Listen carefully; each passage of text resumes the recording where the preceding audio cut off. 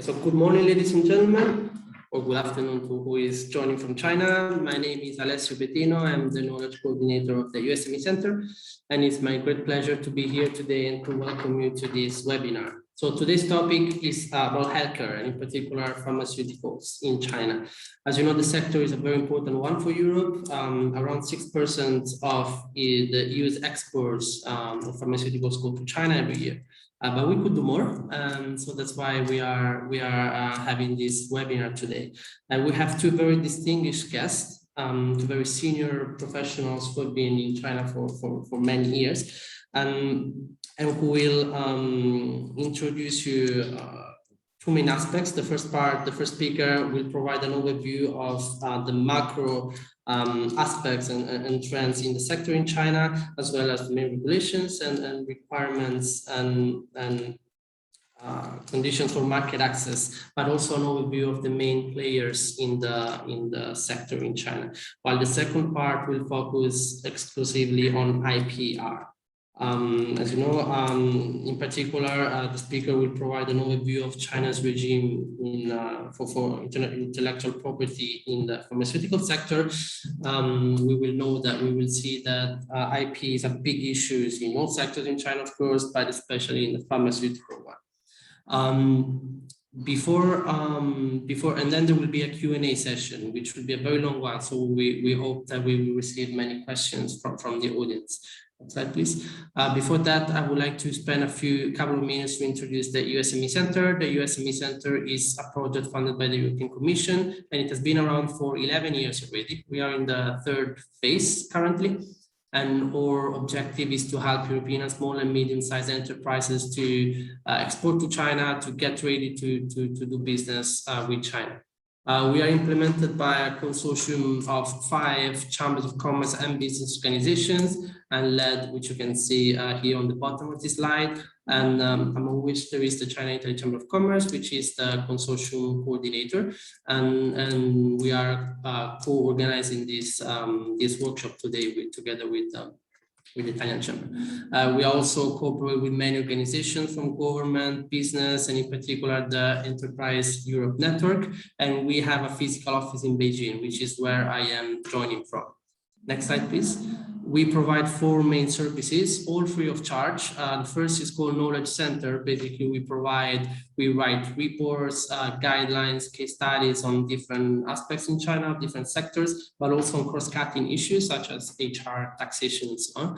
We have an advice center on which I will spend 1 minute more in the next slide. Then we have a training center. Basically, we organize workshops, trainings on different issues, like the one we are organizing today in the pharmaceutical sector. And last, we have an advocacy platform through which we organize meeting focused entirely on policies, regulations, and their implications on European SMEs. Next slide, please. I mentioned the advice center. Basically, we have a sort of help desk called Ask the Expert, and if European SMEs or chambers or business organizations have some issues, have some specific questions that they would like to ask, you can reach out to us anytime, and we will provide you technical assistance for free, either through in-house experts or external experts. And this could be on very complicated technical aspects as well. For instance, certification for medical devices, or which standards do I need to follow in order to be compliant, and so on. And this is absolutely free. And so please feel free to reach out to us for any issues you have. I would like to give a very brief overview of some activities that we're organizing this month. Particularly next week on the 17th, we will have another event on IP specifically for SME, and it will be also online, but also offline in Guangzhou. The day after, we're organizing a topic on the green transition for SMEs in West China, and it will be online and it will be only offline in Chengdu. Then we have maybe another event that might be interesting for some of you. It's about funding and market entry requirements for startups in China. and this will be online. And then we have a bunch of others. I would like to mention that we also have a report. We have recently completed a report on the healthcare market in China, which is free for download. You only need to register to our website, and you will find the link here. Then we also have other tools, self-diagnosis tool, and frequently asked questions on our website, all of which are free, and I invite you to visit. Next slide, please. Of course, there will be a Q&A session at the end, but I would invite all the participants to submit all the questions as soon as you have them, and then we will answer them at the end. Next slide, please. Now, before starting, I would like to give the floor to Ms. Valentina Rigoni, who is the Office Manager of China Italy Chamber of Commerce, who is the consortium leader of the EU SME Centre, and they are the co-organizers of this event today. Thank you, Valentina. Thank you, Alessio, and thank you to all our both our speakers and also our attendees connected both from China and also from Italy and Europe all.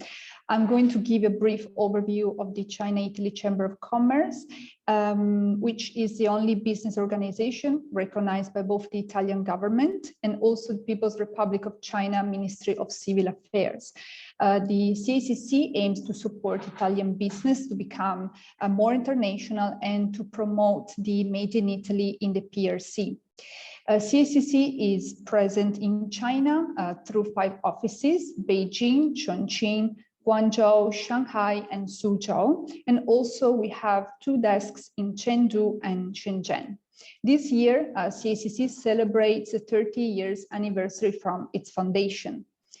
Our member base is composed of over 700 companies in 2021, and it represents the Italian business community overall, so from public invested and multinational corporations to small and medium-sized enterprises, both manufacturing and commercial, to also service companies providers.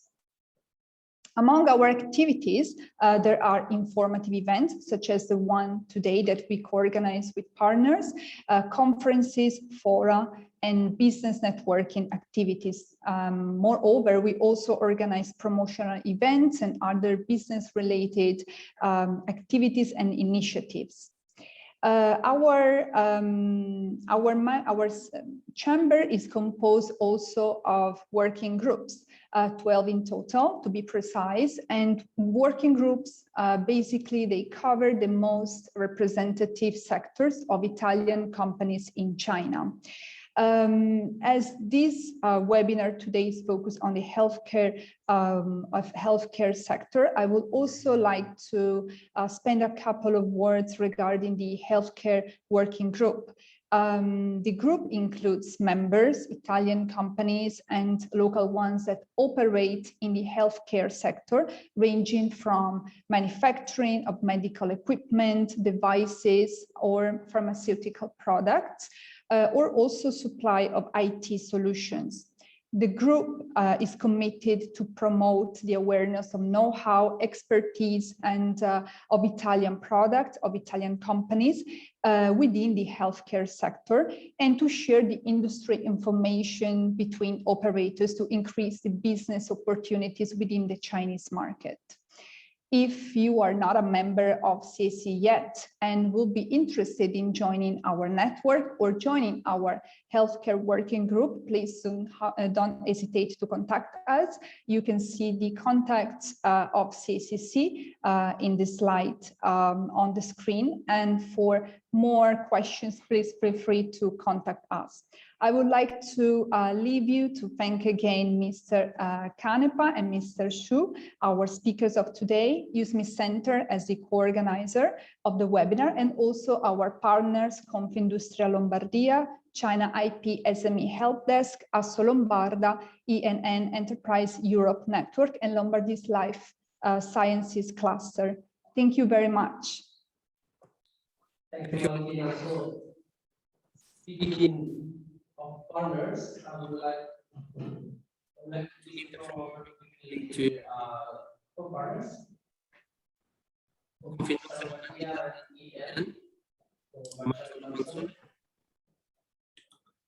Thanks, Alessio, for the introduction. Good morning, everyone. First of all, I would like to thank the other partners for the organization of this event. We all have been working closely with the specific aim of raising awareness on the Chinese biopharma sector, which is, of course, steadily growing in importance over the years. Just a few words on our organization and role. Confindustria Lombardia is a federation of enterprises of the Lombardy region. It is composed of 9 territorial associations, among the others Assolombarda, and represents more than 13,000 companies of our region. Since 2015, we are a partner of the Enterprise Europe Network, the world's largest support network for small and medium enterprises with international ambitions. The network is co-funded by the European Commission and nowadays is present in more than 60 countries worldwide. In Asia, for instance, it covers strategic markets such as China, Japan, India, South Korea, and Vietnam. Within the Enterprise Europe Network project, we provide free of charge services for startups and small or medium enterprises in 3 main areas: innovation, access to finance, and international growth. Regarding this last category, international growth, our services range from international business and technology partner search, company missions, to international brokerage events. In addition to that, we have started a collaboration with the EU SME Centre and the China IP SME Help Desk in order to support together the companies interested in the Chinese market on several topics. So in conclusion, if you are a small and medium enterprise and you are interested in the free of charge services I mentioned, you can directly get in touch with the nearest Enterprise Europe Network office in your region or state. The list of offices is available on the EEN website. And specifically, if you are located in the Lombardy region, you can get in touch with us by sending an email to my email address. So I remain available for any further information or clarification. Thank you very much for the attention and enjoy the webinar. Thank you very much, Marcello. I'll now give the floor to Ms. Vera Codazzi from the Life Sciences Cluster in the Lombardy region. Good morning to everyone, and thanks to other partners of the event. My name is Vera Codazzi, and I'm the cluster manager of the Lombardy Life Sciences Cluster. The cluster is the community devoted to life sciences in Lombardy region, and it brings together public and private key players and represent the whole value chain from research to production and to hospitals. So we have who does research, who produce innovation generated from this research, and who uses this innovation to give better life quality to all citizens. The cluster aims at developing and sustaining a virtuous ecosystem that reflects cooperation between public and private entities to boost the role of Lombardy as a pole of excellence in research and innovation. Among cluster members, there is Assolombarda. Assolombarda is one of the biggest business Italian association and represents companies operating in the metropolitan city of Milan and in Lodi, Monza, Brianza, and Pavia area. At the moment, it has more than 6,800 members, and 700 of them work in the life science sector. The cluster and Assolombarda work together to develop different projects and activities And main areas on which these activities are focused are competitivity and international growth, networking, advocacy, education. We work also on tech transfer, on searching funding opportunities for research and innovation and information.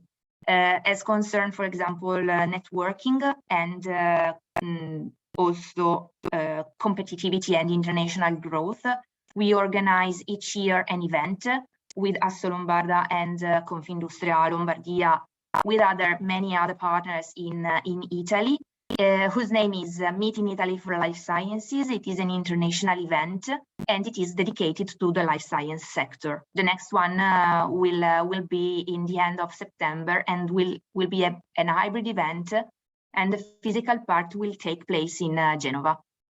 Thank you. Thank you, Vera. So thank you to all the partners for your efforts to organize this today. I would also like to mention that this event is strongly supported by the IP SME Help Desk, which is another EU-funded project focusing exclusively on IP. And it's a great project, provides great advice, very practical advice. And if you don't know the project, I would invite you to visit the website. We will have a presentation on it later. So now I guess we can begin our workshop. Quick reminder, this webinar is being recorded, and it will be available after today on the EU SME Centre's YouTube channel, together with recordings of all previous webinars we have done. So now it's my pleasure to give the floor to our fifth speaker today, Mr. Valtero Canepa, who is the head of China region of the Bracco Group. Bracco, most of you know, is one of the leading pharmaceutical companies in Italy and has been on the ground in China for many years. Valtero is also the vice president of the Untitled Chamber of Commerce, and he has been in China, as I mentioned, for many years, since 2013. Where he oversees all the group's business in mainland China and Hong Kong. So Valtero, thank you very much for being with us today, and I'll give you, the floor is yours. Thank you. Thank you. It's a pleasure to be with you today. I hope that we will have also a good discussion at the end. It's also interesting to discuss the big opportunity that the whole sector of healthcare, and specifically the biopharma, is representing in China. So let me see if I can share. You need to authorize me to share my screen. Okay, call me right away. Okay, perfect. Can you see my screen? Yes, we can see your screen. Very good. So I will try to skip some parts. So I skipped my introduction because I think was already done. My role has been already highlighted, so let me go to the agenda of today. My presentation will be focused on three parts. One is the macro scenario, and we'll talk a little bit about the economics, and especially the economics for the healthcare business area in particular. Then I will talk about the market for biopharma, and I will try to explain which are the regulations for the market access, which are the different players which are extremely important for any company who want to approach or who is already in the Chinese market. I will talk about the shift from imitation to innovation that we are seeing now in China, and this is affecting, of course, the competitive arena where the Chinese company has become extremely important. And also we will talk about the pricing, which is under a very strong pressure now, and which is making more difficult to come to China with simply Me-Too products.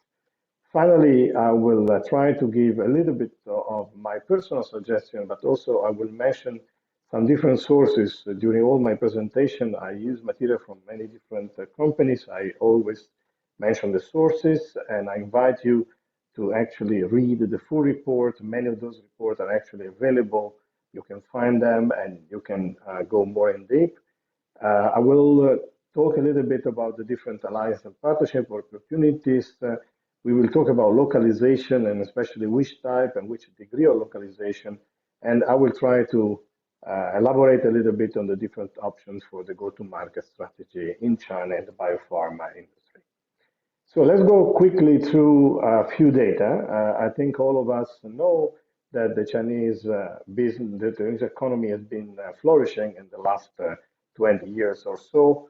After the entrance of China in the World Trade Organization, China had a huge development. It became, as you know, the factory of the world. We will see later that it's not anymore just only the factory of the world, maybe still the factory of the world, but it's not only that. And you can see that it's already the second largest economy in the world. Now, what is extremely important for me is looking at the future. I have heard many times people saying it will not last forever. Of course, cannot last forever. Of course, China cannot grow 30% like used to grow like 15 years ago. But when you look at this year and next year projection for the growth of the Chinese GDP, we are still talking about a growth which is much bigger than the one in the US and in Europe, also considering that last year China didn't lose GDP. Actually, the GDP last year, contrary to basically everywhere else in the world, was still growing by 2.3%. This is creating a perception. This is data from The Economist. The Economist has a corporate network of companies in China and all around Asia, and they did a survey among the members of this group. We are a member of this group as a BRACO, and they asked the different companies what they think about investing in the different countries in the Asia area. And you can see very easily that actually, despite the COVID, this was done just after the peak of the epidemic in Asia. You can see that actually China is going to be the favorite place for investment. So companies are very bullish when they talk about the China future. And when we go specifically to the healthcare, actually China is not spending so much. So despite the fact GDP is very large, in terms of the percentage of the GDP which is spent in healthcare, China is well below basically many other countries. And you can see that Italy is quite virtuous from this point of view. Other countries in Europe are in the range between basically 9 and 12%. The US are an outlier with extraordinary expenses, which is not corresponding actually to a quality of the healthcare situation in the system and in the US, which is close to 17%.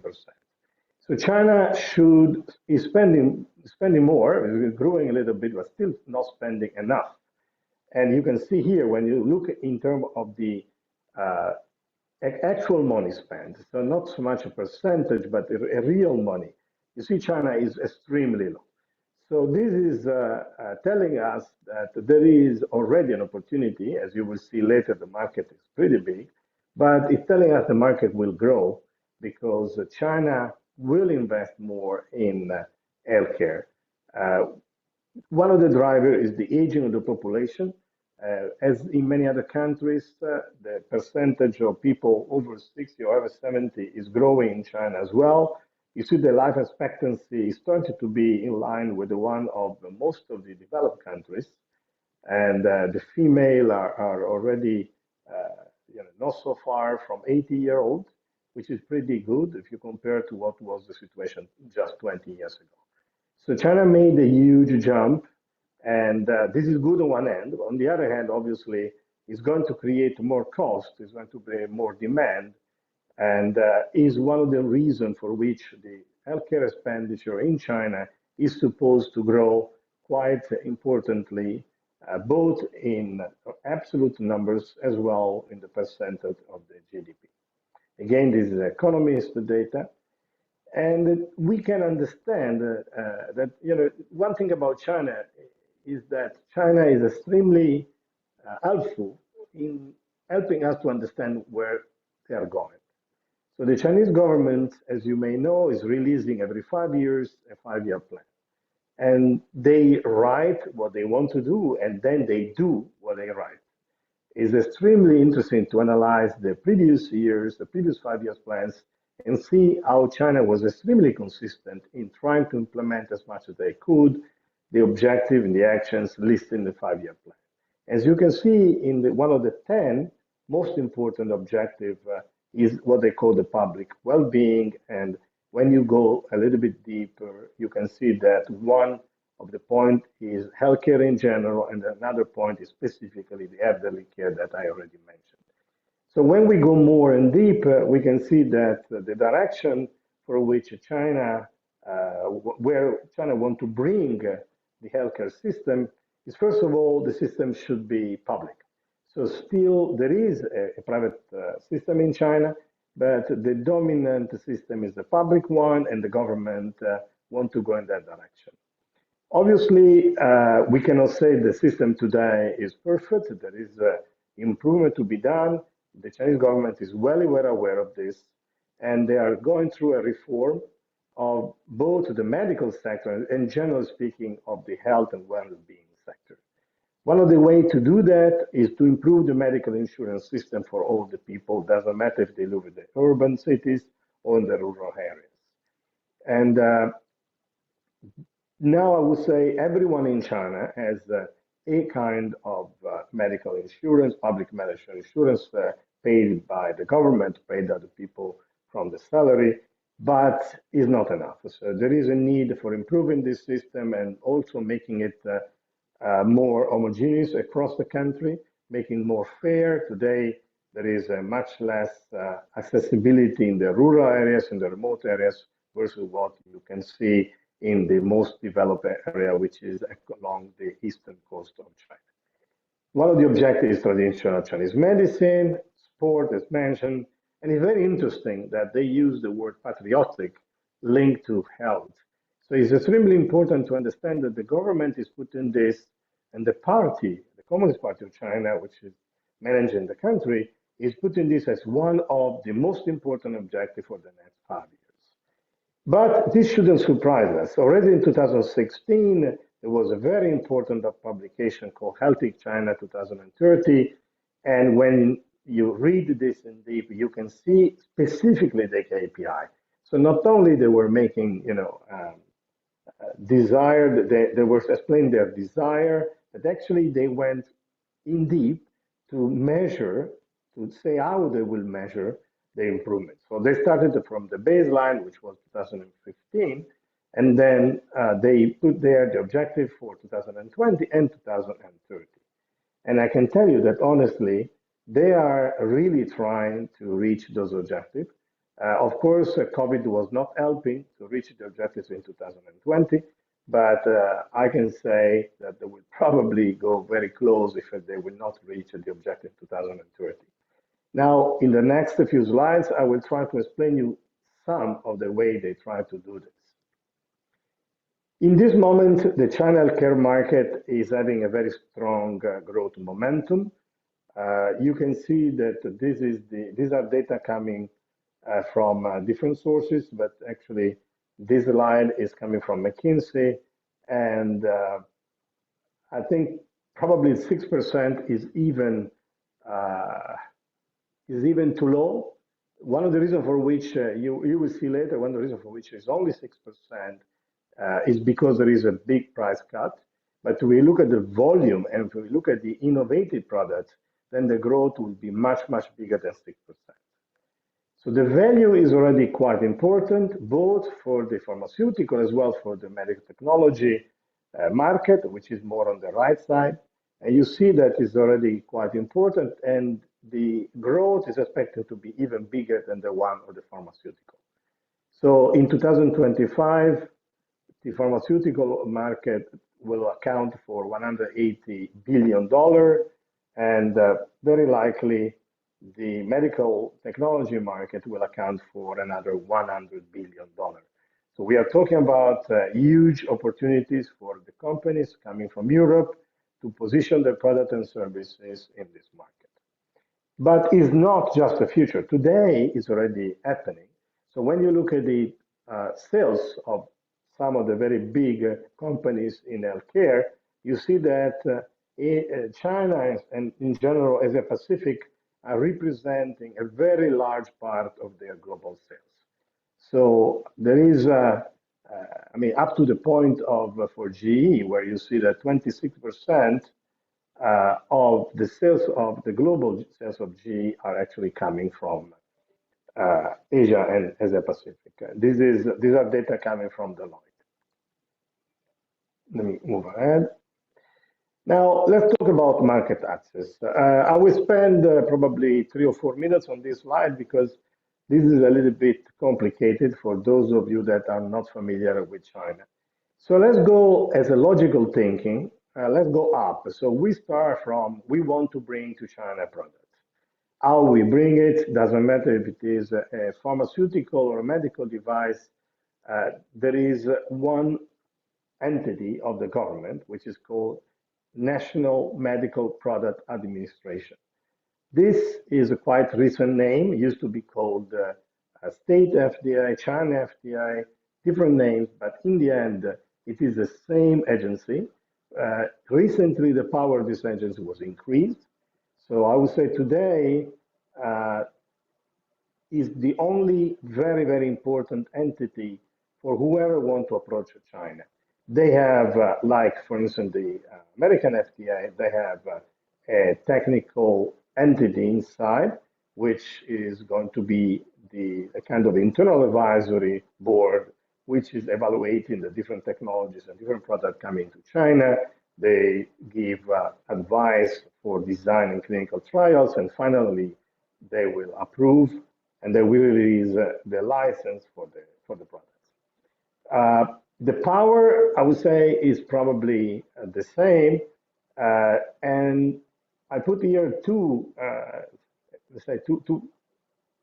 This is my personal interpretation, my personal opinion, but two factors which I believe are very important. One is the power of these entities. The other one is the difficulty of this step.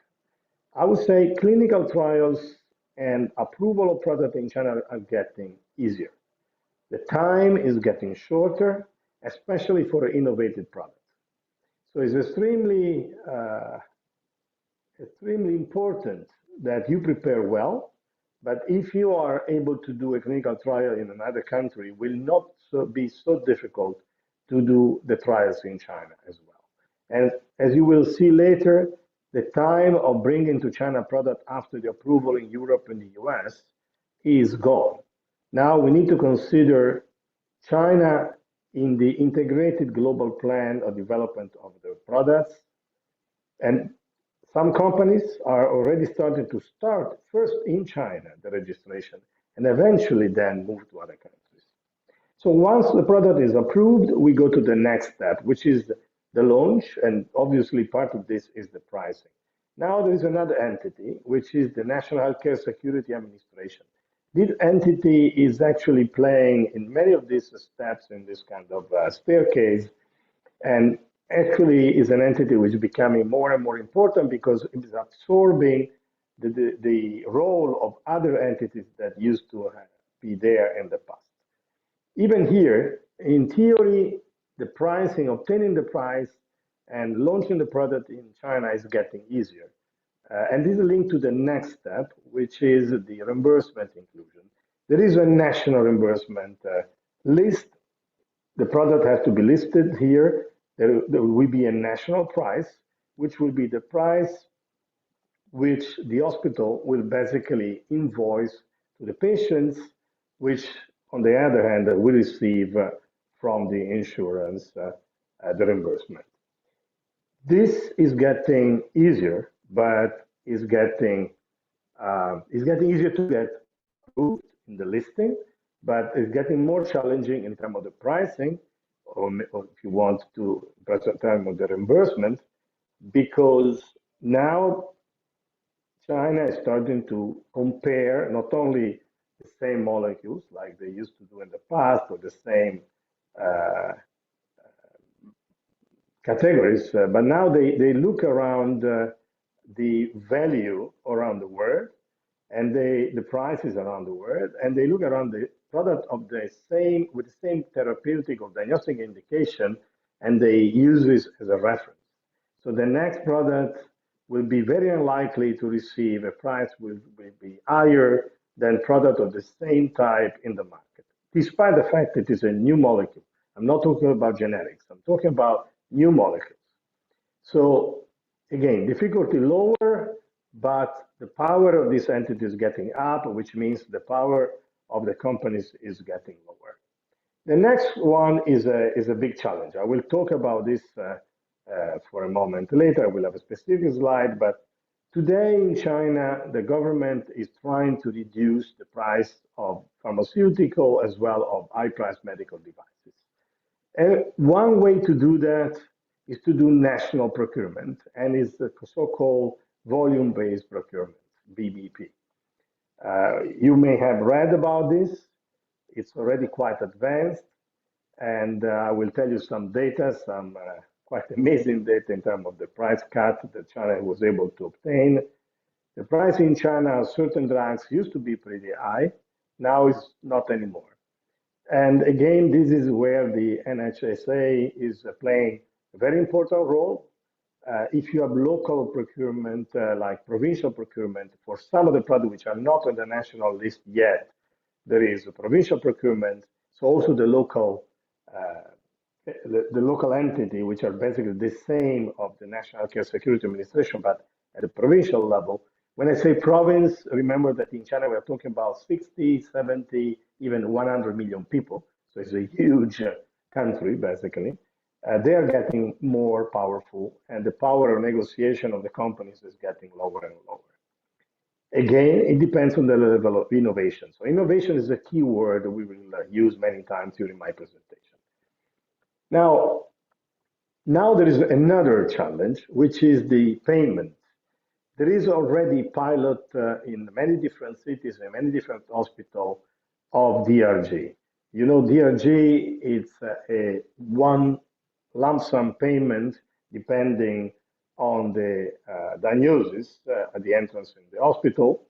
And this is also linked to the diagnostic and therapeutic pathways that China want to implement in order to avoid the very, let's say, very, very different management of the patient, which are used in different hospitals all across the country. So here again, there is the NHSA, which is playing a role. There is hospital administration as well, which are playing a role, because of course, once they get one lump sum, whatever they do, obviously they will try to reduce again the price. So if a product will not end up in the national or in the provincial volume-based procurement, very likely will end up in competing not only anymore against other products of the same category, but also against other therapeutic pathways. So instead of doing, let's talk about my business, which is diagnostics, instead of doing ultrasound, you may do a CT. Instead of doing CT with contrast, you may do an MRI without contrast. And if you obtain the same, then the hospital maybe will shift for that because we'll make more margin. Anyhow, in any case, you need to pass through one more step, which is the hospital listing. And this is not easy at all. Again, depends on the level of innovation. For a Me-Too product, it's quite difficult. It's getting, I would say, more and more difficult. So the hospital are trying to reduce rather than increase the number of products on the shelf. And finally, there is the prescription. And here is where the physicians are playing a very important role.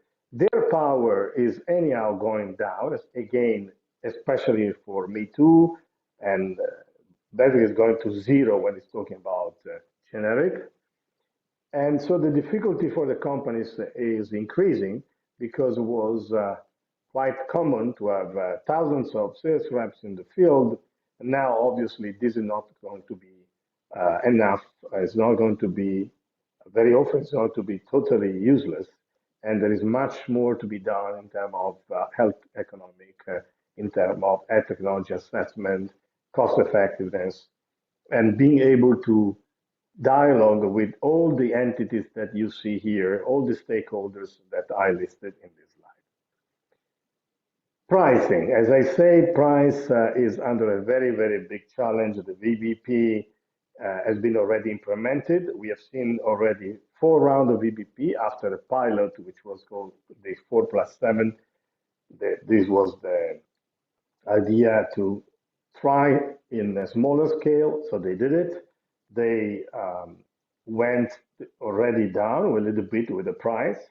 And when you see this chart on the right side, you can see that the price cut has been increasing, sorry, every new round.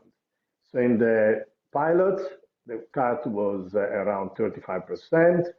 In the second one was also not so big in the first round, but then as soon as you move to the second round, third round, and fourth round, you see that the price cut from the original market value to the contracted value is very low. Now, this is not only driven by the price cut, it's also driven by the fact that the contracted value is not covering the whole use of that product. So the hospital will only guarantee a certain percentage to the winner. The winner will take a whole province. As I said before, province could be 100 million people. But then you will have that molecule in the whole province for a certain percentage, which depends on the number of the players. It's a pretty complicated mechanism, but let's say 70%. So you have 70% of the volume which was used the previous year that will be guaranteed to you, but with a price cut which goes from 65 to even 85% versus the previous average price in the market.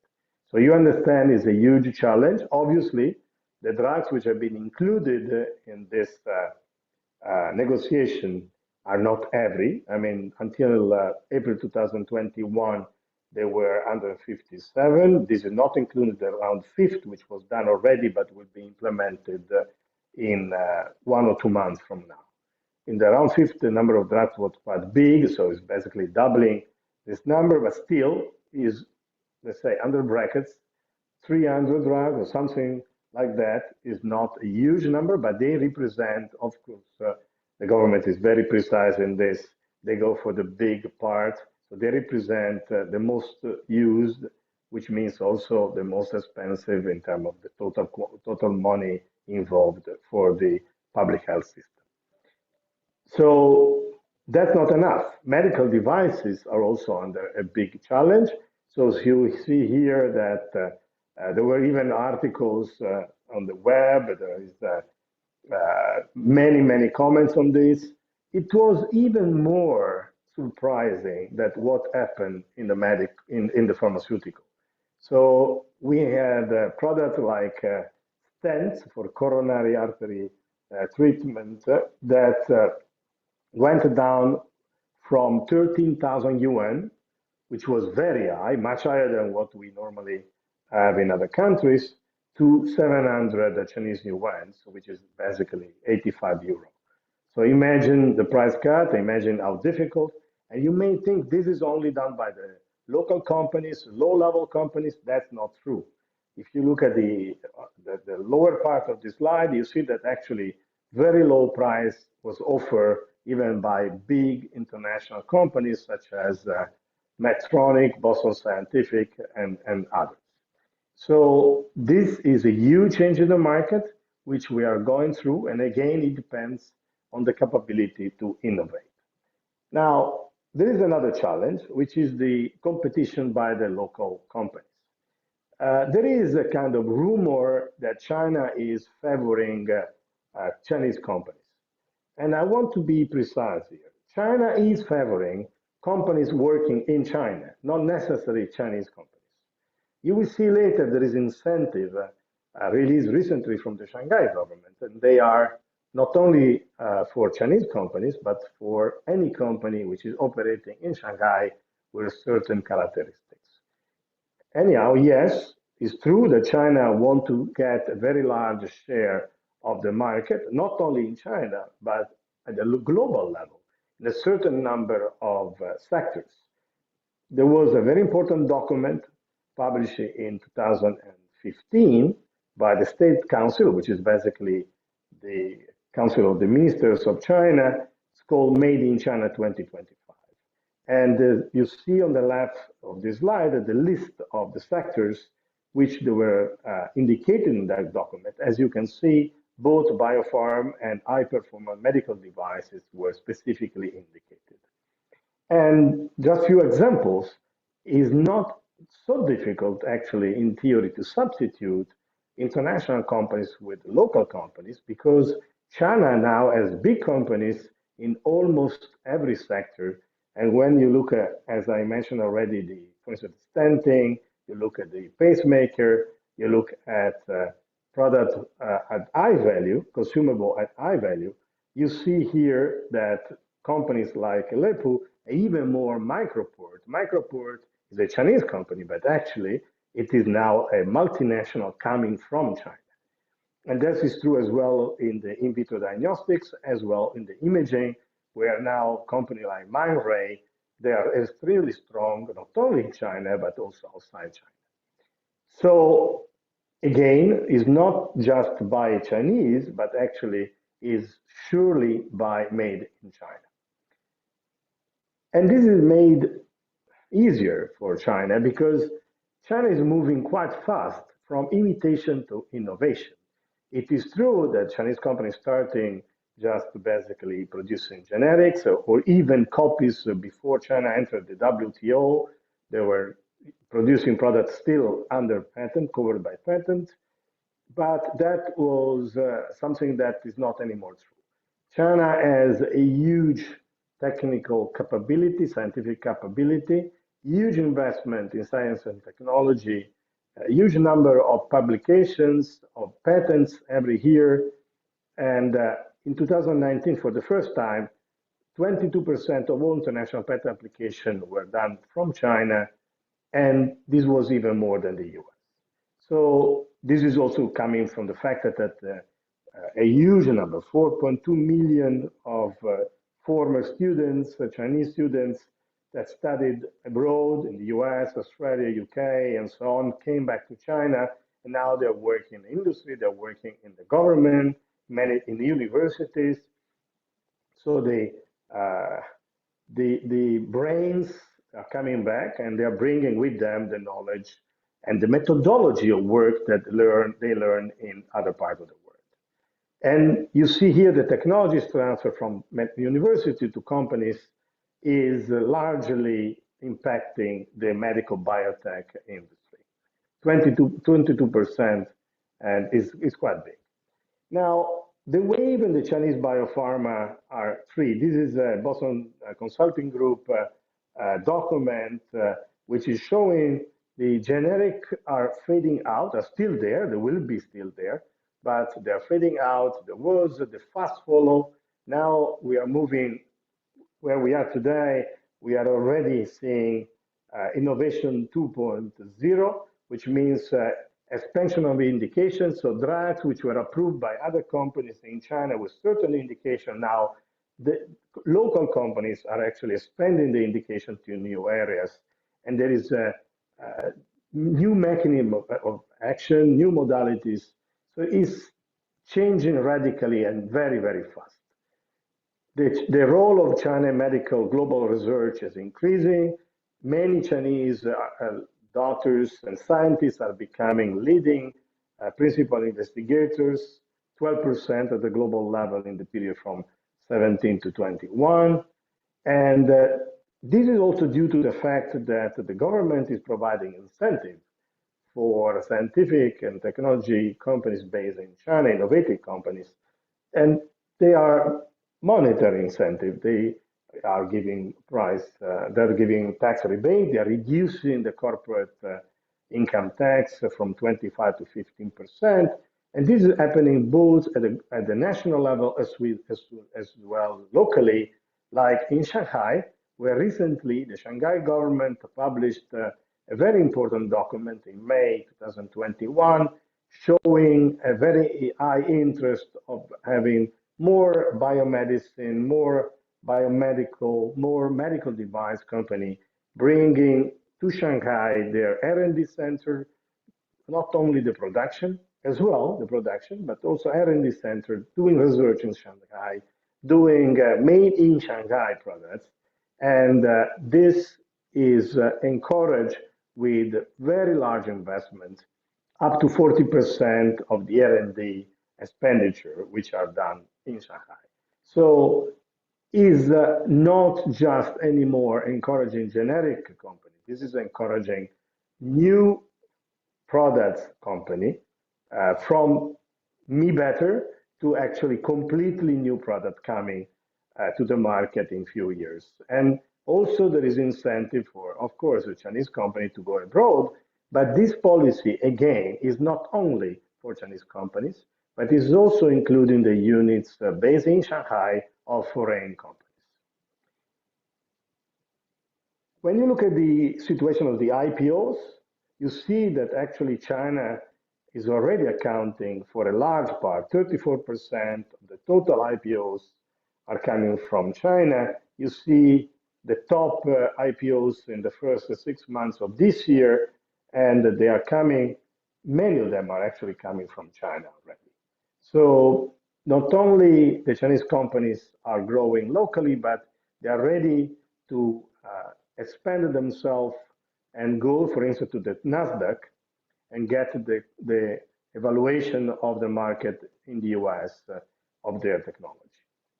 They are also very active in M&A. You see that the number of M&A in Asia Pacific has been bigger than the one in the Americas in 2021, although the value of the average value of transactions is still smaller in the Asia Pacific versus the US. But it's not anymore just M&A in one direction. So it's not anymore multinational company coming to China and buying companies or giving to the companies in China their product. Now we see the opposite as well. Now we see multinational companies actually acquiring the rights for the commercialization outside China or inside China of products which are developed by local companies. And when we talk about localization of international companies in China, I want to mention this because it's extremely important. It's not anymore just commercial. When we talk about commercialization, we are already seeing a large number of companies, both in pharma as well in medical devices, medtech, which are creating R&D centers, which are creating innovation hub to take advantage of the huge number of startups which are today in China, trying to invest in startups and then later on potentially maybe have a pull option and take the technology and then sell it in China as well abroad. So this is a very hot area today. We are seeing this happening every day. Literally every day we see more and more localization. Now let's move to the last part of my presentation. So having known what is the situation of China from an economic point of view, from a healthcare market point of view, the competition, the way to enter the market, monetary access, here this slide, which is coming from Deloitte, I think is a very interesting one. It's very crowded. I hope you have time later to see in the registration recording of this webinar to have more time to go through this. But basically, this is saying that depending on who you are and depending on which is your product, which means also the barrier for the regulation, the IP, we will listen later, the colleague that will talk about IP, how deep is your pocket, how much money you have available to make the investment, you may decide between different types, which is like pure imports, direct investment, as well, contract partnership or joint venture. I prefer to show to you this table, which I did by myself, following a little bit that scheme, and because I think we need to analyze more criteria, more factors. One is the value capture. I mean, if you have a very high level technology with a lot of innovation, then probably you want to capture more of the value. If you care about the ownership of the brand, you probably should be having your own capability to promote in China. While at the contrary, if you are very worried about legal risk of making business in China, you should probably choose to find a commercial partner that will take care of the promotion in China, and you will basically only produce it. So the way I see this is a multivariate kind of way of analysis. Now, you have to go more in deep, and I try to simplify here because it's not easy to simplify. So I try to put basically 4 criteria only: the innovation level, the size of the business, the capacity of investment, so the pocket, and the acceptance of risk. And you see that when you go to few, then you see quite easily which model is probably the best for the different type of company. So, of course, SME may have a limited investment capacity, so it will not be easy for SME to go direct in China, establish a full-fledged company, while probably bigger company will do that.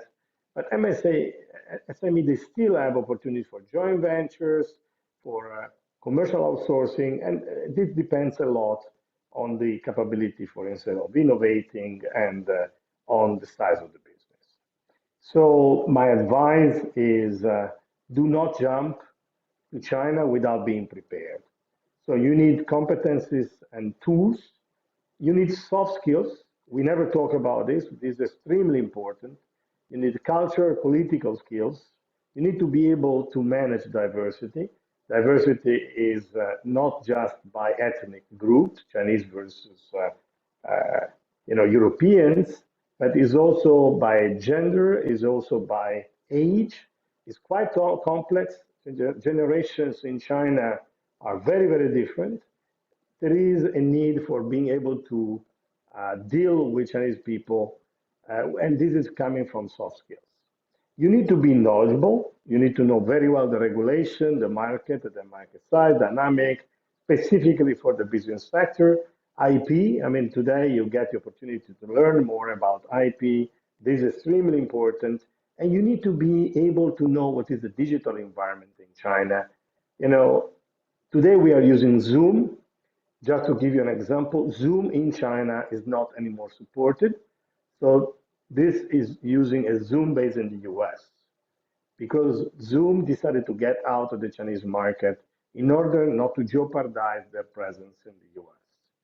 And this is just an example. In China, we do not have Google.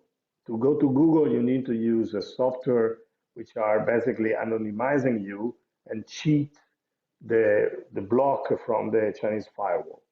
This is illegal. So there is certain number of things that you need to know.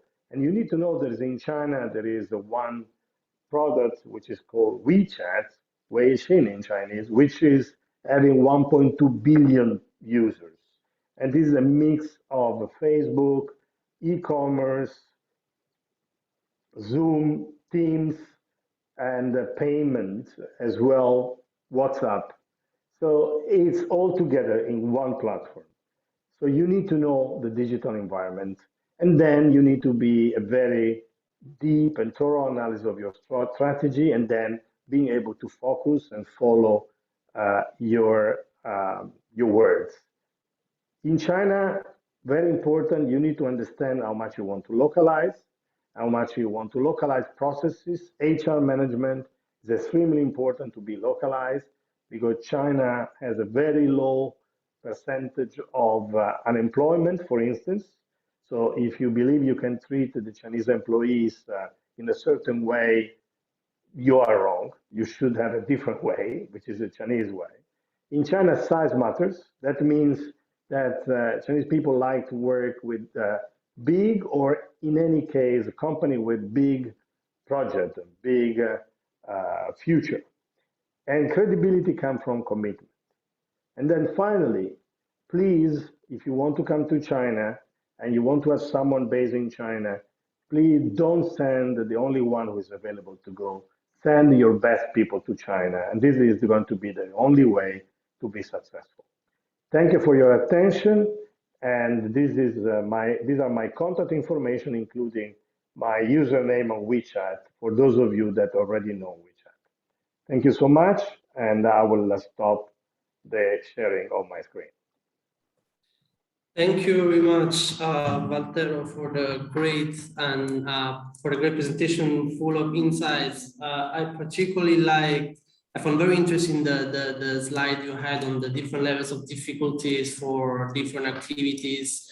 I found it very, very interesting. And maybe I would like to ask you one question. Maybe we can do it later, but a question that we as SME Center have been asked in the past, for instance, how feasible, how difficult it is for European companies to get actually listed on the procurement catalog, and actually whether it even makes sense, considering that the prices are very low through invoice policy, prices are that low, whether it makes sense at all to try it, because trying it costs many resources. So maybe we could go through this after the presentation of Mr. Xu.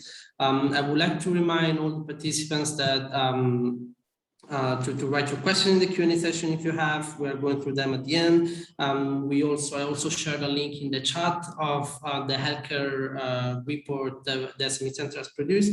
And actually, we're also working currently, we mentioned in the presentation, some subsidies, some incentives that local administrations give in China. And we at the SME Center are actually working on a guide, on a mapping of all this kind of incentives, which will tell you what kind of incentives are available, not only in terms of tax, but also in terms of for instance, R&D expenses or beginning operations, or if startups become profitable and so on.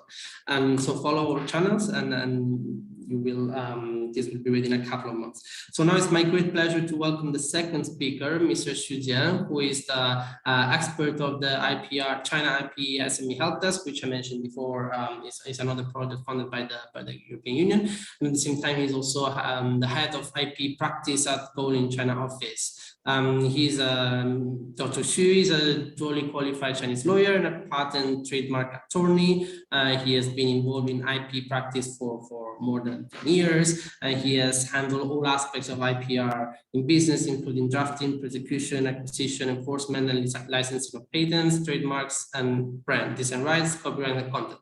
What makes Dr. Xu very unique is that his academic background is also in the biochemistry field. So he is the very, very important renowned expert in the field, and it's our great pleasure to have you with us today. Thank you very much, and the floor is yours. Thank you, Alessio, for your introduction. So also, I want to comment that I've been working in the China IP law field for 15 years, and in addition to my daily work, I also provide a weekly update on LinkedIn about China IP updates. So if you are interested, you can actually connect with me on LinkedIn, and you can receive my weekly updates on China IP. So I think I have a lot to cover for 30 minutes, so I will just dive into the topic. So maybe I can share my screen here.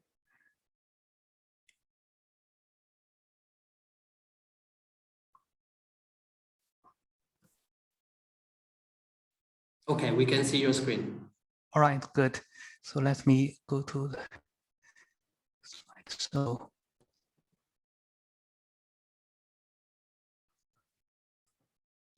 okay, so the agenda of my talk will be in 4 sections.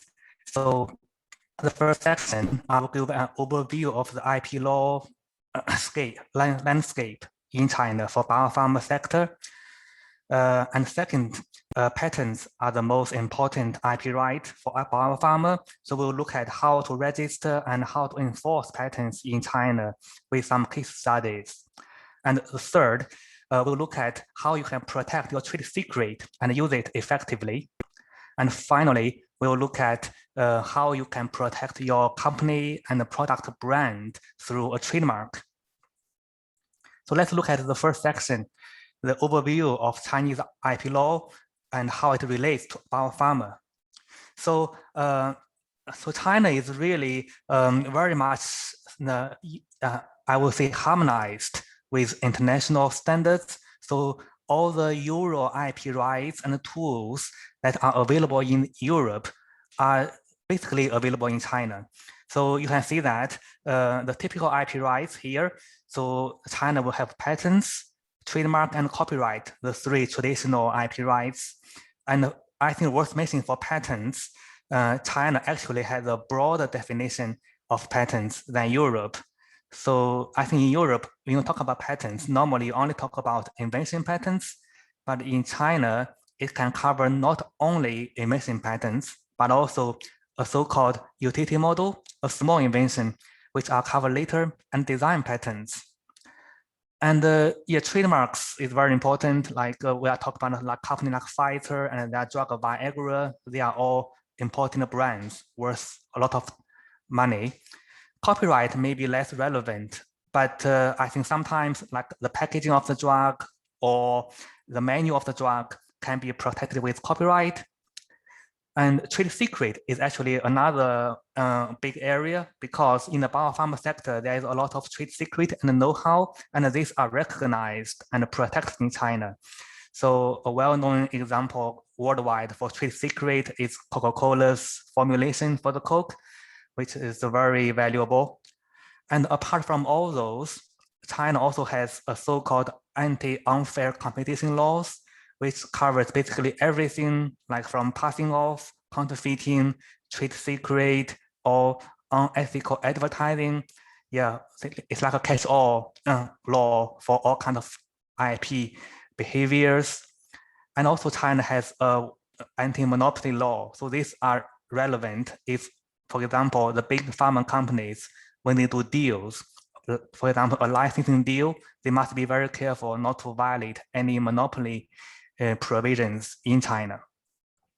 So having talked about the IP rights and the tools, so how do we enforce them? It's another topic that many Western companies, European companies are interested.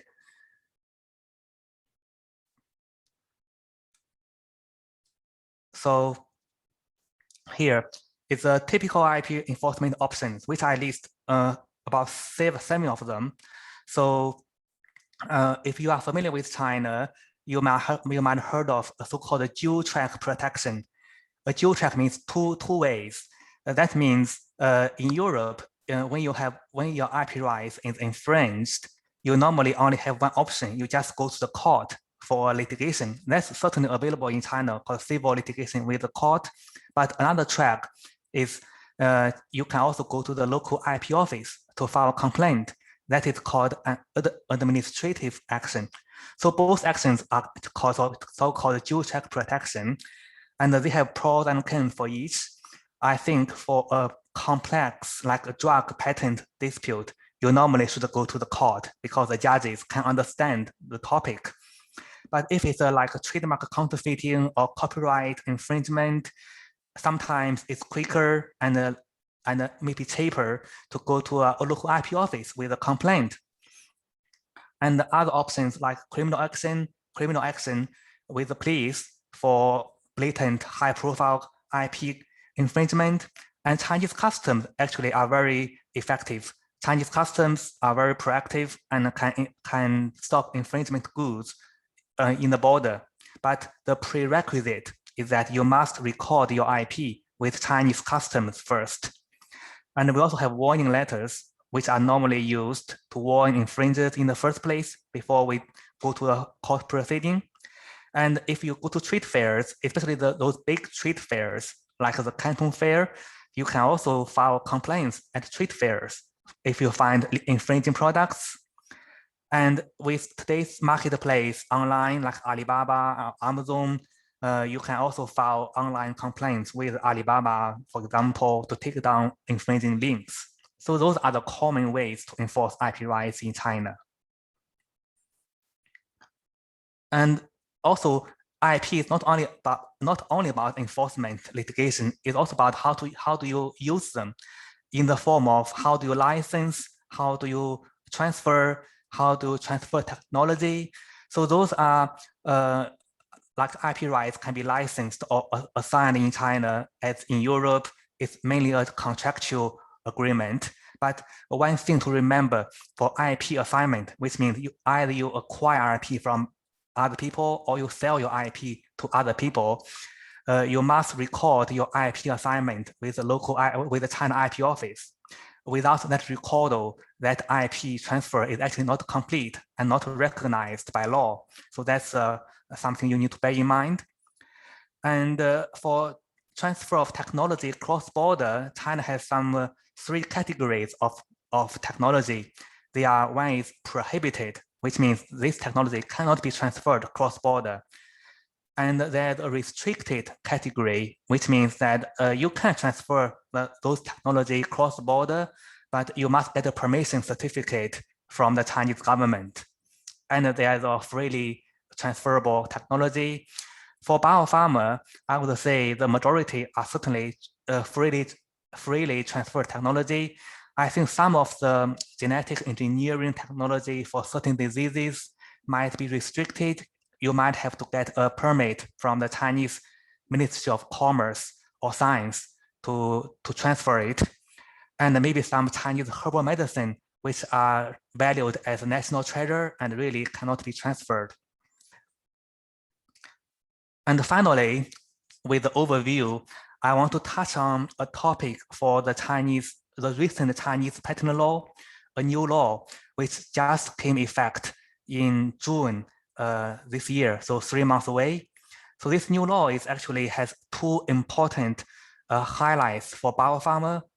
I think that's because I think in the past, China is kind of being viewed as maybe more favorable to the generic drug companies, and less favorable to the innovator drug companies for patents.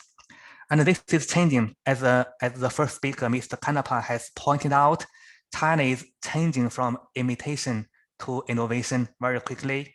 And also, China is facing pressure from mainly from the USA, I think, on patent protection for innovators.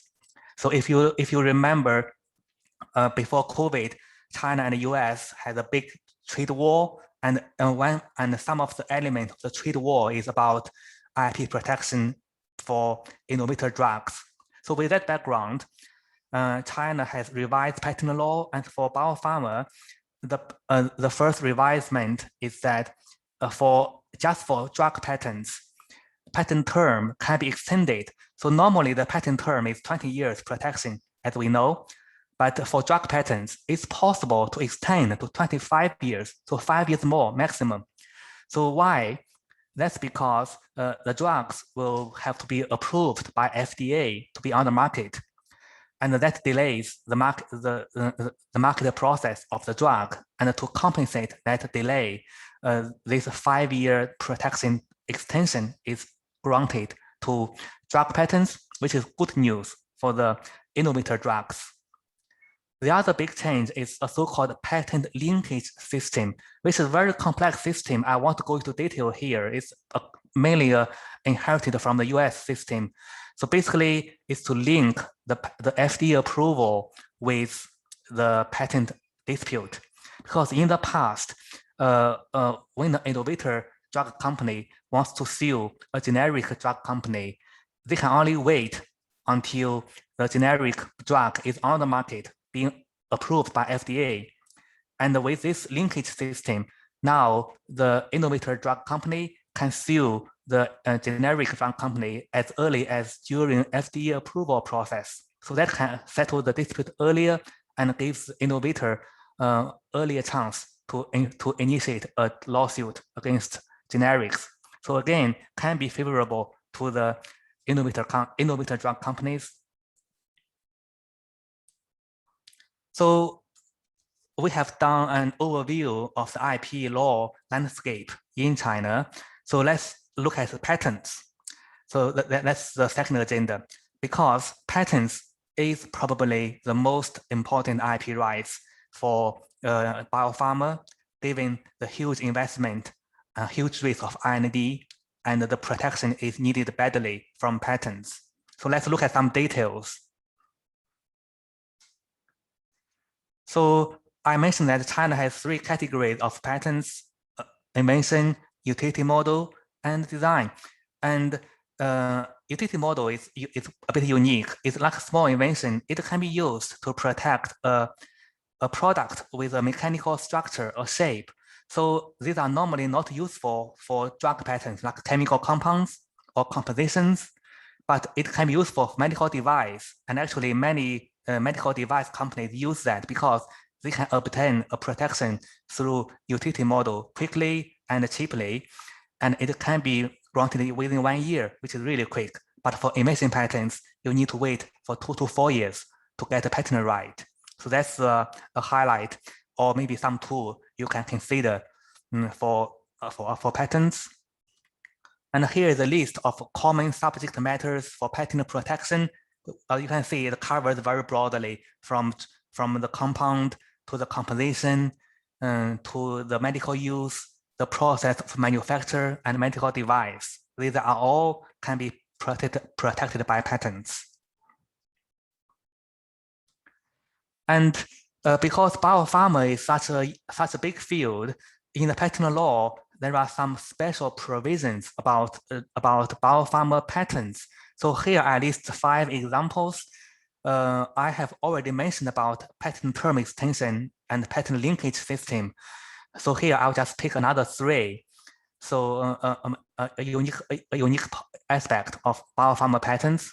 The first one is the subject matter. Not all technology in the biopharma can be patented.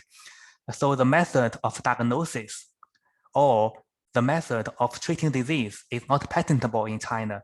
The same is in Europe, but they are patentable in the USA. So the rationale is mainly to give doctors the freedom to choose whatever way to trace the patient without worrying about patent infringement. And lastly, there's a compulsory licensing as well. So if your patent is of emergency need for national security or public health, then this can be, the government can compulsory license your patents to anyone in need. So this almost reminds me of now, I think with COVID, I think maybe 2 or 3 months ago, even in the US, the Biden government has announced that they will support almost like a compulsory licensing of all COVID-related vaccine patents to aid global war against COVID. So this is the kind of compulsory licensing that Biden wants to introduce for all vaccine patents. But I'm not sure whether this really can go through in the USA. But anyway, compulsory license can happen with drug patents, although in China has not given any compulsory license to any drug patents ever since the China has a patent system. So we should wait and see whether China will follow the US or the Biden's announcement about compulsory licensing of vaccine patents for COVID. And we talked a lot about the laws and the principles. So let's look at some case studies. So for patents, I'll share 2 case studies. So the first one, we'll talk about the famous drug, remdesivir. So remdesivir, we will mainly look at their patent filing strategy, how they can effectively protect a single product with many patents or a portfolio. So remdesivir is a famous drug mainly because last year, it was once hoped to be the magical drug for treating COVID. Although later testing shows that remdesivir, it can be useful, but not as magical or dramatic as people have hoped to treat COVID. But anyway, I think it's still useful to look at how remdesivir, the drug, is protected by patents. So here's the structure of their chemical structure, and remdesivir is actually the first treatment for COVID to be granted by US FDA. So here is a table which I summarized how remdesivir, the drug, is protected by patents. So you can see that broadly from 2008 to 2019, 11 years, the patentee has filed about 14 patents covering different aspects of the drug. So you shouldn't think that it's only one chemical compound, there's only one patent. No, actually there can be as many as 14 patents for that drug. And also they don't file it in 1 year, they file it over 11 years. From the first year, 2008, the basic compounds, the core patent with the compound all the way down, they will protect the compound, they will protect the intermediate for making the compound, and they will protect the medical use for treating different diseases, and they also will protect the different dosage forms of the drug. So you can say it's a comprehensive protection with 14 patents with over 11 years. And with 11 years, it effectively extends the life cycle of the remdesivir drug by 11 years. Even though maybe the first drug patent has expired, the improvement of the drug patent is still in force. So that's a way to illustrate how big pharma can protect a patent, can protect a drug with many patents. So a second case study is a patent infringement case for medical device. So it's a litigation case. So here, the medical device in dispute is, as the picture showed, is a medical device for liver fibrosis assessment. And the plaintiff is called Ecosense, is a French company in that area. And the defendant is called Highsky, a Suzhou company in China based in Suzhou, also in the liver detection assessment area. And they have dispute on this patent. I think Ecosense believes that Highsky has infringed their patent, which is called imaging method and the device using shearing waves. So here is this is a quite high-profile medical device dispute in the last 4 years. And here is the timeline and the case history about this litigation. So very, very briefly, in February 2016, Ecosense sued Highsky for patent infringement before the Beijing IP court. So it's worth noting that now China has 3 specialized IP courts in Beijing, Shanghai, and Guangdong, and those IP courts are very experienced with litigation and are very much favored by the Western companies. And after 3 years, I think Beijing IP court finally found infringement of Highsky and ordered the damages, quite high damages of 30 million RMB or close to 4 million euros. So it's quite a high damage for medical device dispute. But the story does not end here. I think later, Highsky appealed the Beijing IP court decision to the China Supreme Court. And in the end, the China Supreme Court has overturned the Beijing IP court decision and found no infringement based on a difference in a technical concept. So I have chosen this case, although this is a case which the French company ultimately didn't win the case, but I chose this case for 2 reasons. One is that if you look at the judgment, whether from Beijing IP court or from the China Supreme Court, you can see the quality of judgment is very high. And the judges are very sophisticated with a very complex patent dispute. So you can be assured that China, unlike many media in the West, has portrayed, has a very bad judgment because lack of experience. It's not. China is getting really experienced with IP trials, especially with the big courts. And second reason I chose this case is high damage, because also in the Western media, sometimes China is portrayed as very low damage for IP protection. That may be true maybe 10 years ago, but the damages are getting higher and higher. And this is an illustration of the high damage you can get with the Beijing IP court. And there are many cases of even higher damages in China. So China is no longer a low damage country.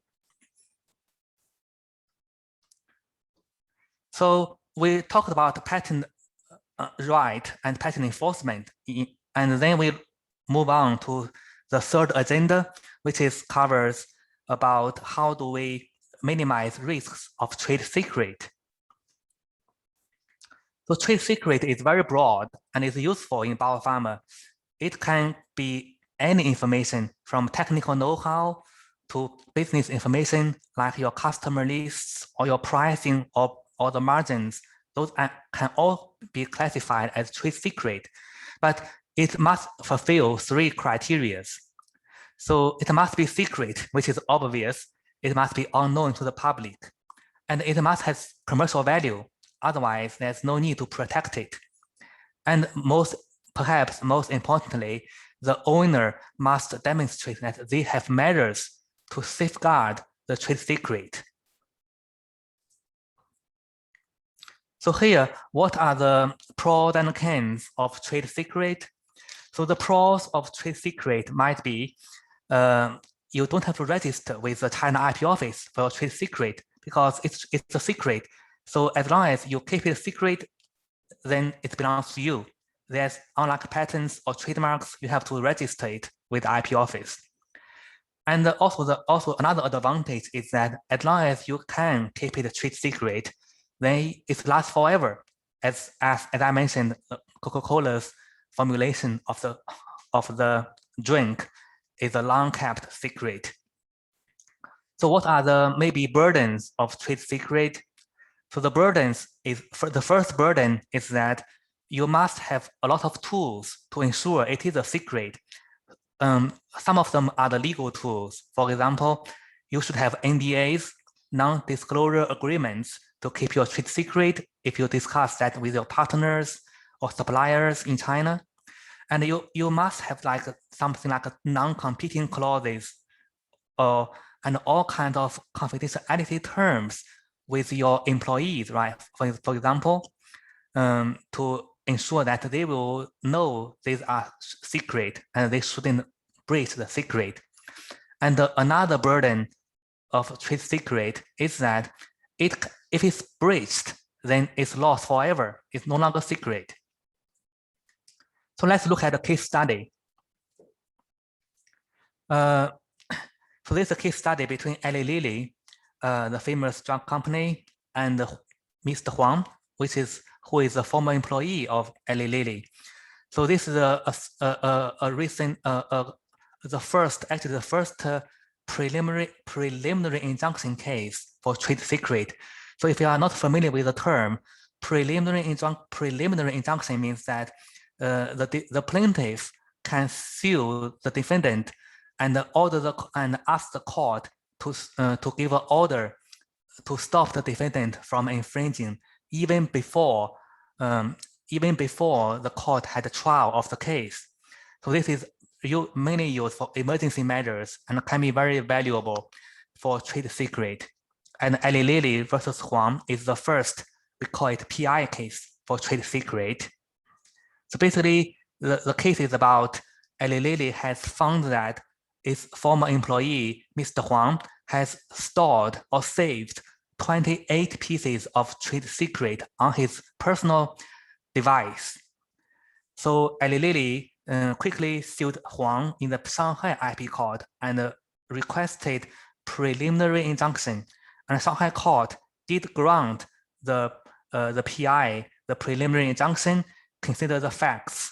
So Eli Lilly was able to prevent the breach of the trade secret and also get damages as well. So this is a very good example of that a company can prevent trade secret through litigation in China. And another lesson I think is that over 90% of trade secret breach is through your employees. So how do you manage employees, and how do you manage employees when they resign is a very important topic and a measure to ensure that your trade secret is protected.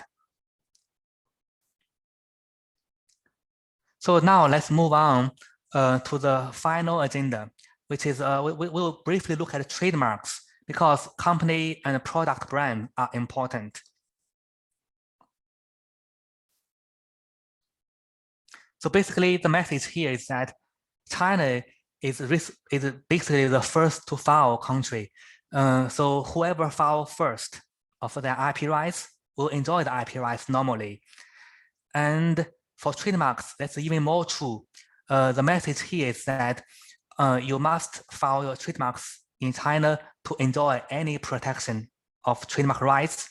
So for example, if you are from Western countries, you might want to rely on some like a common law rights if it's a common law country, or if you want to rely on unregistered trademark rights through use. Those are concepts not really recognized or really useful in China. In China, those certificates, which I showed here on the left, those paper certificates showing that you have rights, that's all important. You must register first. And this is an example of all kind of trademarks. Basically, all the words, designs, pictures, even the 3D shapes, colors, and even sound can be used as a trademark in China. So it's very broad. And trademark is not only about the mark, the logo, it's also about the products or services. And when you register trademarks, you must designate what kind of products you want protection. And here I list 3 major classes of products which are useful for biopharma. So in China, China adopts the so-called niche classification for products and services. There are 45 classes in total, and there are usually 3 classes which are key for biopharma. So class 5 is mainly for medicine, pharmaceuticals, and class 10 is mainly relevant to medical device, and class 14 is mainly relevant for medical service. So if you are going to register your trademark in China, consider register class 5, class 10, and class 44. And also here, I also want to highlight the importance of the Chinese translation of your brand, because very often, if you are going to operate in China for a long time, Chinese consumers will devise a Chinese translation of your brand, and that Chinese translation can be more popular than the English version. So you need to protect the Chinese translation of your brand. So here's an example of the big company in the US, Procter & Gamble. They have a Chinese translation of their English brand for every brand they have. So to further illustrate the importance of Chinese translation of your Latin brand, so here's another case study in the biopharma sector. It's a very famous Viagra case, which is an old case but still useful case to illustrate the importance of Chinese translation. So we all know a Pfizer company, they have this famous drug, Viagra, and it's also very famous in China. But in China, no one knows Viagra, those English words. And in fact, the Chinese media actually devised a Chinese nickname for Viagra, which is basically called Big Brother, or Wei Ge in Chinese. So as you can imagine, this has become hugely popular and easily memorable name for Viagra. So people all know Big Brother, no one knows Viagra. And when Pfizer realized that it's too late, a Chinese company has already registered the Big Brother trademark. And even though Pfizer had a 7-year legal battle with the Chinese company, it finally cannot get the Chinese translation back as a brand. So in the end, Pfizer has to devise another Chinese translation for Viagra and starting a marketing campaign in China to promote the awareness of that new Chinese translation. So as you can imagine, those are costly for Pfizer. And that illustrates the importance of a Chinese translation of your brand, and you should register your Chinese translation brand as well as a trademark in China. So we covered the overview of IP, patents for drugs, trade secret, and trademark for brands. So in conclusion, here are my takeaway messages for the audience. So firstly, in China, registration is the king. So you might have heard this many times. It's almost like a cliche, but it's not a cliche. It's very, really important. With your core IP rights, if you must register it in China as quickly as possible. Otherwise, someone else will register it, and it can be costly and difficult to remove that. So do register your IP rights in China as quickly as possible. There are many lessons to be learned here. And secondly, as we can see from the remdesivir drug case, it's very important to develop a huge portfolio to protect one product. Don't rely on one patent. You need to have different patents for important product. And for medical devices, you can protect it in China not only with invention patents, but also consider utility model, which can be cheaper and quicker to obtain in China, and design patents. These can all be used for medical device. And for trademarks, it's important to realize the Chinese translation of the brand and do register the Chinese translation of your brand as a trademark in China. And for trade secrets, I think the message here is that you can protect trade secrets in China through litigation, but to prevent the risk, it's also important to manage, especially your employees and also your current employees, and when they resign, how do you manage your trade secrets with them? It's an important topic. And finally, as both speakers, me and Mr. Kanapa has illustrated, China has developed very quickly. The IP protection is getting better and better. China is becoming very sophisticated with IP registration and enforcement. It's not like a black hole, as some Western media has portrayed, that you really cannot register or protect IP in China. It's different now. And if your company is going to be operating in China for a long time, you must be willing or brave to engage with the Chinese system. And then you must be prepared to register and enforce your IP rights in China. And you will find that it's really operable, and you can learn a lot from here. So yeah, so that's all. Thank you for this opportunity to speak, and I'm happy to take any questions from the audience. Thank you very much, Dr. Xu, and I would invite all the participants to get in touch with the IP SME Help Desk, which again provides free assistance to all SME, European SMEs that have any IP questions, issues, that have a lot of resources, guides, and a team of experts like Dr. Xu who are available to answer your questions. So thank you again, Dr. Xu, for the excellent presentation. I would like to make one small comment, since it is something that we have encountered the EU SME Centre. I think at the beginning of the presentation, you mentioned that there is a catalog from the Ministry of Science and Technology and MOFCOM about the technologies which are prohibited, restricted, or allowed to be imported and exported. I would like to say that the catalog is different for imports and exports. So it means that maybe you are free to import one technology, but then you are not free to export it back to Europe in case you will need to do it in the future. So this is something, and we have encountered this issue with a company from Europe. So make sure that you are fully aware of this before introducing your technology in China. And of course, at the SME Center, but also at the help desk, we can help you check eventually these catalogs and see whether the technology is in one or both catalogs. So I will now start with the Q&A. There are some questions already in the chat, but I would like to go back to the previous question that I asked to Mr.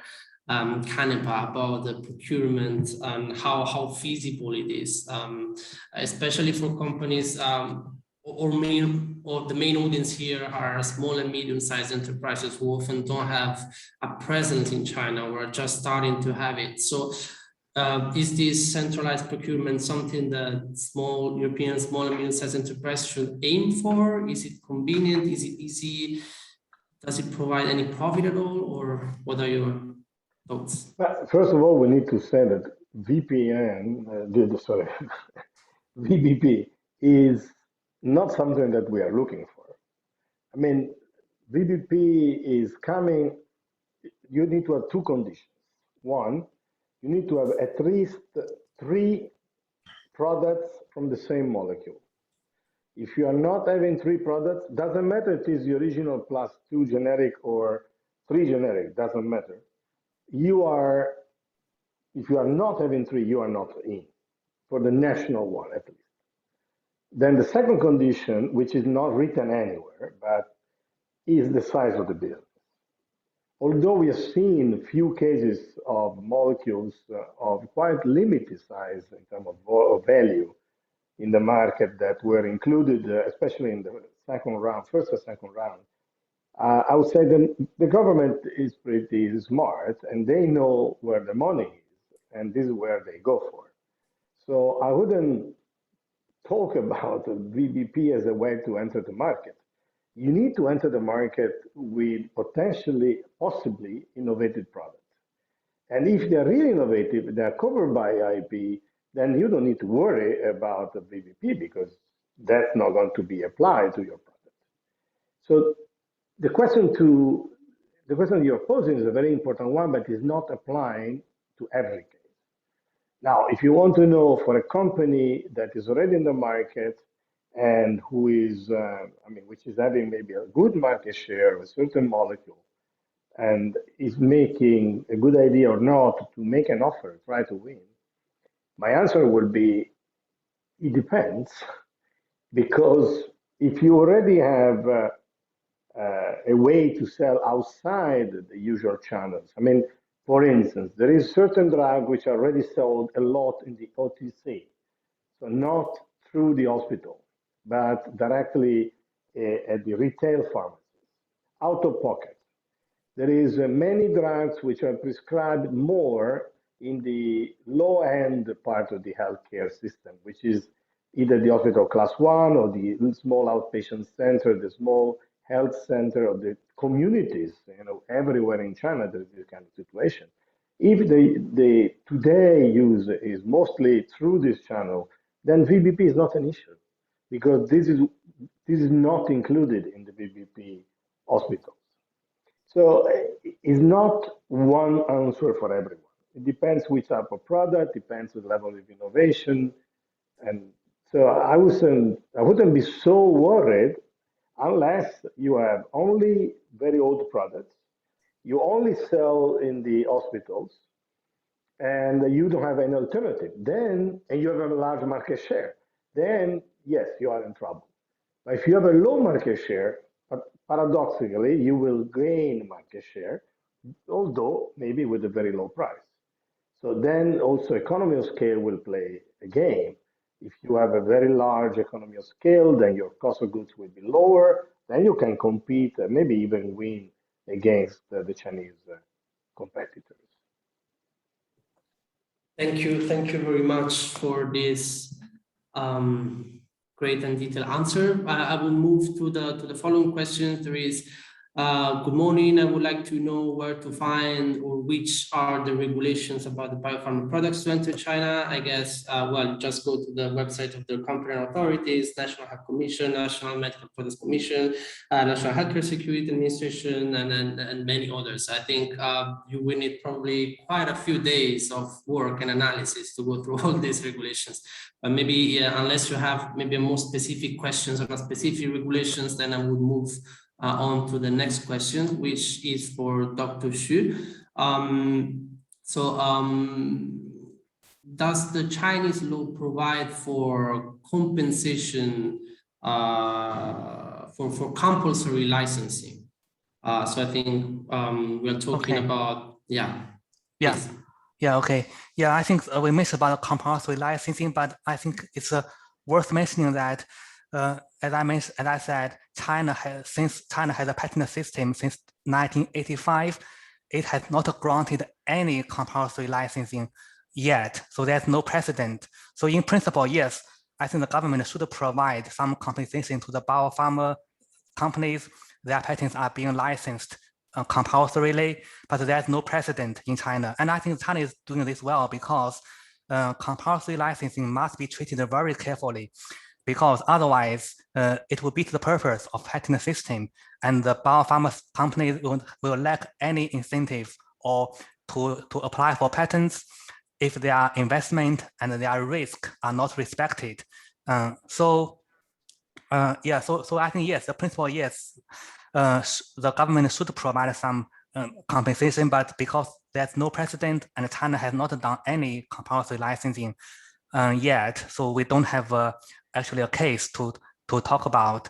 But it can be interesting to say if the Biden's idea, Biden support compulsory licensing of COVID vaccine patents in the USA, and if that does get approved by Congress in the US, how Biden government should compensate those companies like Pfizer or like so that can be a good precedent. But let's wait and see. Thank you, Dr. Xu. And there's also one comment in the chat on this. I invite you all to read it. I will move to the next question, which is again for Mr. Canepa. Is the establishment of the Hainan Free Trade Zone considering interesting for the pharmaceutical companies, and what is it possible to forecast about the impact of this zone? Maybe a little bit of background. Pharmaceuticals, the Hainan Free Trade Zone is allowing the import, the registration of many foreign pharmaceuticals, and I think this is also in line with an overall trend of there are also other free trade zones in China which allow foreign drugs to be imported by a cross-border e-commerce, Henan, Beijing free trade zones. Mr. Canepa, what are your thoughts on this? First of all, we need to understand that this is not just for pharmaceuticals. The free trade zone and in general, the special incentive that the government put together to attract companies in Hainan Island are not just for healthcare and not just for biopharma.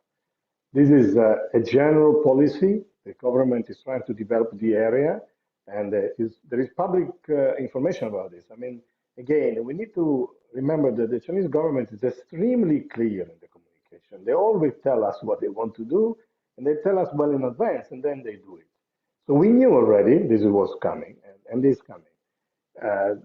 So it's true, for instance, for luxury. I mean, luxury now, Hainan is one of the island of luxury, I would say today. And many people that used to travel all around the world, now they're going there to buy stuff that they used to buy somewhere else. So yes, there is some advantages. Now, one big advantage, which is again, not just for biopharma, but for other categories of products or other kind of business, is the reduction of the taxes. There is a very big reduction of taxes, both for corporate income tax as well for individual income tax. And this is pretty interesting, and many companies actually consider to move there, but they really need to move. It's not just a question of opening a little office there. You really need to have certain type of presence there if you want to enjoy some of these advantages. For the registration, yes, it is easier. One of the reasons for which China is doing this because they want to create in Hainan Island a place for medical tourism. So they want to compete with Thailand, which is today one of the most important destinations in Asia for medical tourism, as well with Japan, where many Chinese used to go, for instance, for the issues related to fertility, and as well with Dubai, which try to be also a hub for medical tourism in the Middle East and Asia.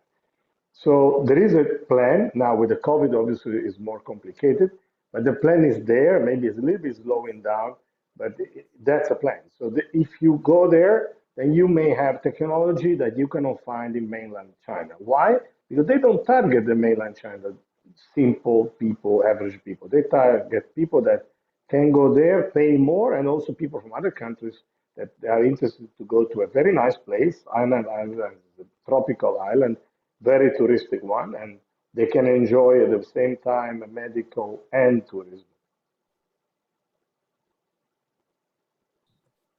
Thank you, Waltero. I would invite, if there are any other questions, please, this is your time to ask them. I see a follow-up question for Dr. Xu. it's in a Q&A, but basically, okay. yeah. Yeah, I thought that it is about the patent invalidation question, right? Yeah, so I think that, yeah, the question about, are you familiar with the issue of patent trolls in the pharma sector in China?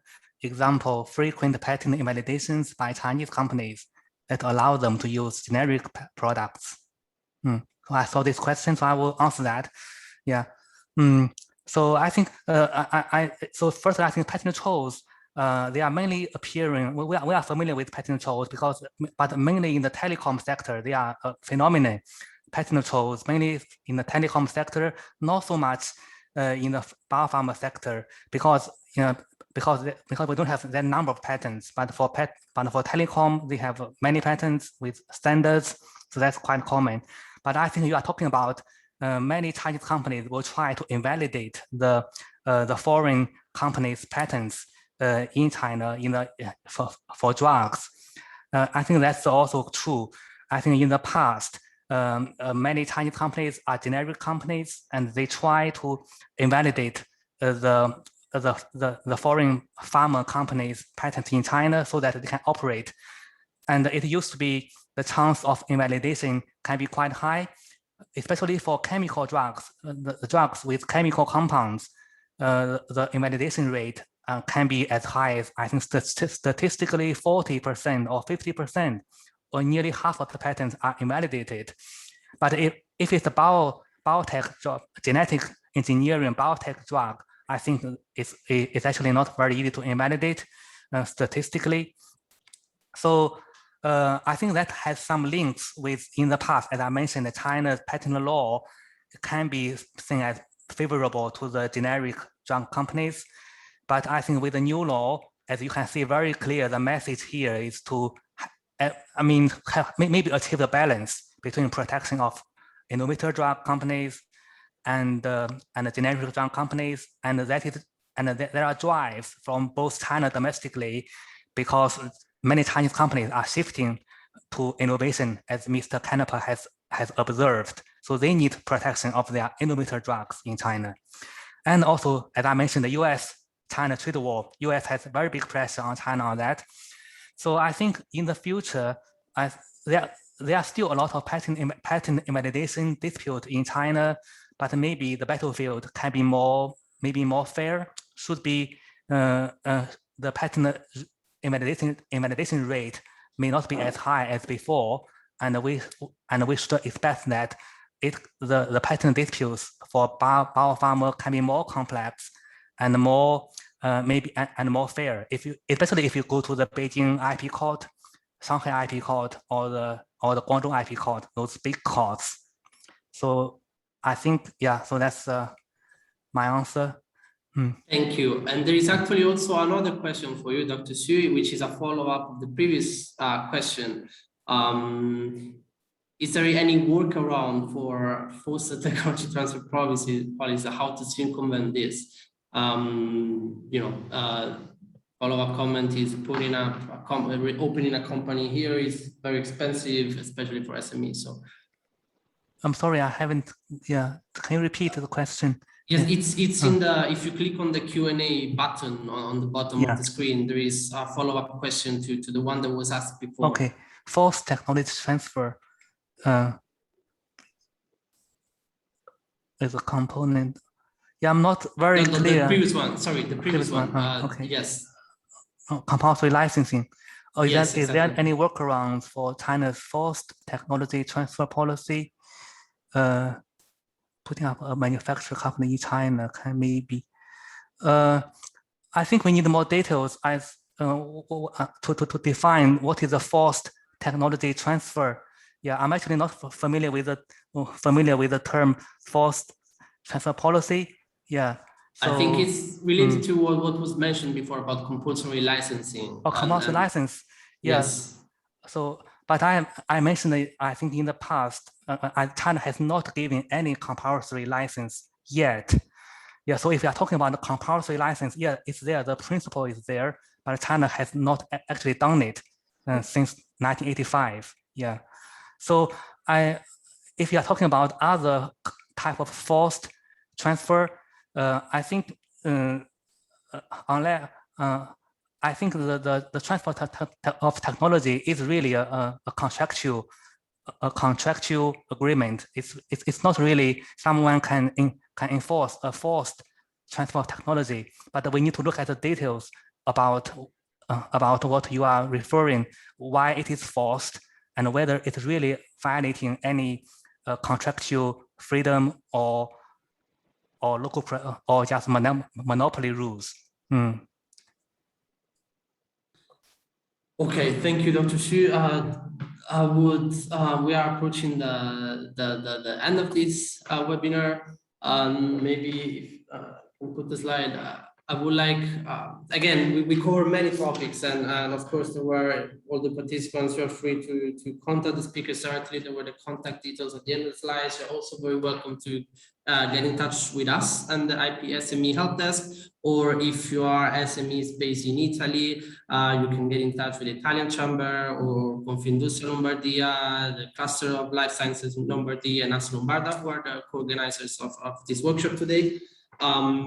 You are very welcome to do so. One very last point, we have, if you scan this QR code here, we have, it's a short survey that we would invite you to fill. We have to organize 10, I think 12 workshops more within the next few months. So if you have any suggestions for possible topics for future workshops, if you have any ideas about things that we could do together, please, you can propose them in this form. So I would like to, final reminder, the recording of this webinar will be uploaded on YouTube, and next slide, please. These are, yes, all content information, and thanks again to all the participants for your attention. We hope this was very useful. I personally found it extremely interesting with two very senior professionals, and thanks to both speakers for being with us today, and we hope that we could do other events together with you. Thank you all, and goodbye. Have a good day. Thank you very much. Bye-bye. Thank you. Goodbye. Bye-bye. Thank you. Goodbye.